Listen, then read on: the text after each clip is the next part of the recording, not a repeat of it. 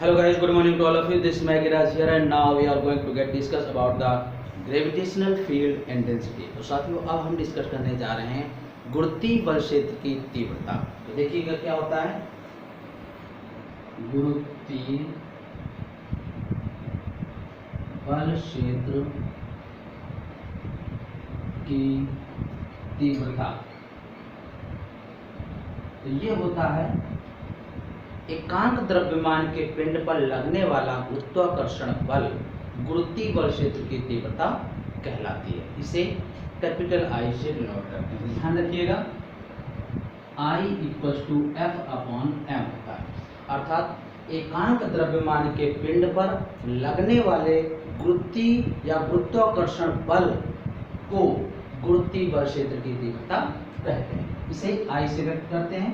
तो I = हो जाएगा F/m, इसका मात्रक हो जाएगा न्यूटन प्रति किलोग्राम, या इसको हम मीटर प्रति सेकंड स्क्वायर भी बोलते हैं, और इसकी विमा हो जाएगी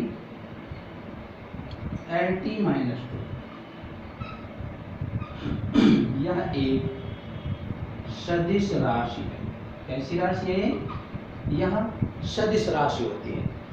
तो ध्यान रखिएगा एकांक द्रव्यमान के पिंड पर लगने वाले गुरुत्वाकर्षण बल के मान को गुरुत्वीय बल क्षेत्र की तीव्रता कहते हैं। इसे कैपिटल I से व्यक्त करते हैं। इसके मात्रक न्यूटन प्रति किलोग्राम और मीटर प्रति सेकंड स्क्वायर होता है। विमा इसकी Lt-2, और ये कैसी राशि है? सदिश राशि है। तो आइए देखते हैं इसका फॉर्मूला क्या बन जाएगा। यहाँ पर F क्या होता है? G/m/re²। अतः समीकरण 1 I = हो जाएगा G/m/re² अपॉन m। तो G/me/re², ये आ जाएगी गुरुत्वीय बल क्षेत्र की तीव्रता। तो देखते हैं इससे रिलेटेड जैसे कोई अनुप्रयोग हो उसको कैसे सॉल्व करेंगे। तो ऐसे मान लेते हैं कि जैसे देखिएगा कि एप्लीकेशन M1 और M2 द्रव्यमान के दो पिंड परस्पर r दूरी पर रखे हुए हैं। इनको मिलाने वाली रेखा के किस बिंदु पर परिणामी गुरुत्वीय बल क्षेत्र की तीव्रता 0 होगी? ऐसा क्वेश्चन होगा। दो पिंड M1 व M2 परस्पर r दूरी पर रखे हैं। इनको मिलाने वाली रेखा के किस बिंदु पर परिणामी गुरुत्वीय बल क्षेत्र की तीव्रता 0 होगी? तो माना बिंदु P पर I net = 0 होगी, और ये बिंदु है मान लेते हैं। तो यहाँ से दूरी अगर ये x है तो इधर से दूरी हो जाएगी r-x। तो P बिंदु पर तीव्रता क्या होगी? तो I/AP हो जाएगी ये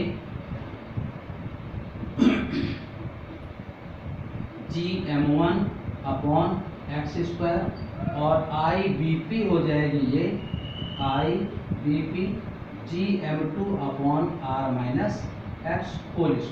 तो देखिएगा I नेट जो होगी वो होगी I/AP प्लस I/BP, यानी ये 0 है P बिंदु पर। I/AP प्लस I/BP, तो I/AP = हो जाएगा -I/BP। अब आप मान रख सकते हैं दोनों के, और इसको सिर्फ सॉल्व करना है। तो Gm1/x² Gm2/r-x²।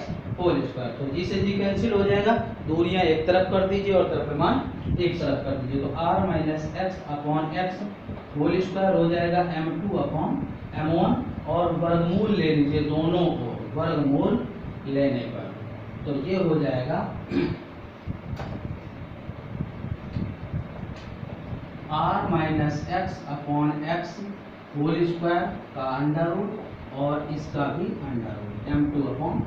ये बन जाएगा r-x/x M2/m1 अंडर रूट। तो r/x - x/x 1 हो जाएगा, under root m2 upon m1, तो 1 को उधर कर देंगे तो ये आ जाएगा r by x equal to 1 plus under root m2 upon m1, LCM लेके सॉल्व करेंगे तो m1 plus m2 upon under root m1 equal to r upon x, तो x इक्वल टू हो जाएगा r under root m1 upon under root m1 plus under root m2। तो इस तरीके से हम r की डायरेक्ट वैल्यू निकाल सकते हैं। आइए एक एग्जांपल भी इसी का सॉल्व करते हैं तो ये कॉन्सेप्ट और अच्छे से क्लियर हो जाएगा।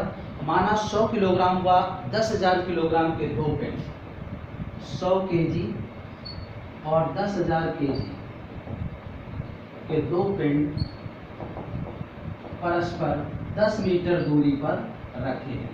इनको मिलाने वाली रेखा के किस बिंदु पर परिणामी गुरुत्वीय बल क्षेत्र की तीव्रता शून्य होगी। तो मान लेते हैं कि P बिंदु पर यहाँ पर I नेट शून्य होगी, ठीक है ना। तो देखिएगा ये होगा IAP और ये होगा IBP, ठीक है ना, इस तरीके से होगा। अब I net equal to IAP plus IBP, तो I नेट की वैल्यू 0 है, IAP प्लस IBP ध्यान रखिएगा।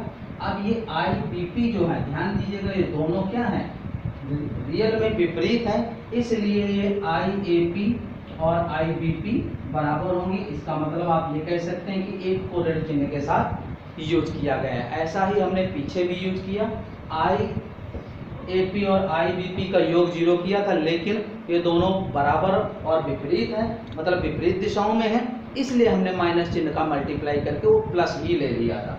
तो IAP GM1 upon x square, ये दूरी है x equal to G into M2 upon R minus x whole square.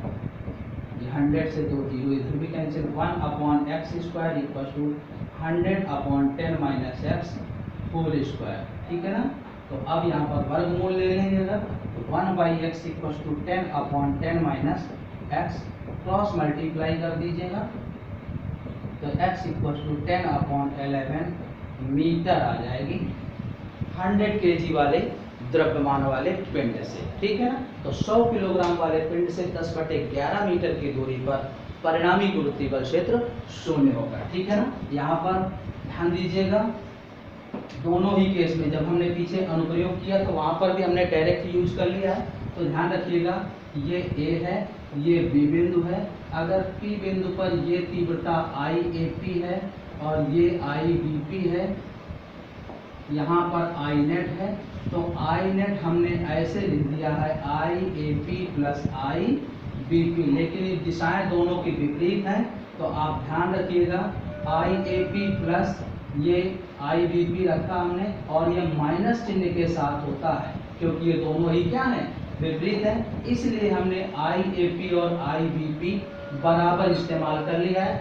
आप भी ऐसे ही इस्तेमाल कर लीजिएगा क्योंकि जब ये बराबर और विपरीत तीव्रता होंगी तभी शून्य होगी। तो आप ये ना भी करके आप डायरेक्टली इसका इस्तेमाल कर सकते हैं कि इसके कारण तीव्रता और इसके कारण तीव्रता दोनों ही बराबर कर दें, ठीक है ना। तो इस प्रकार से हम परिणामी तीव्रता के लिए किस बिंदु पर, यानी इस पिंड से या इस पिंड से कितनी दूरी पर परिणामी तीव्रता शून्य होगी इसका मान आ जाएगा।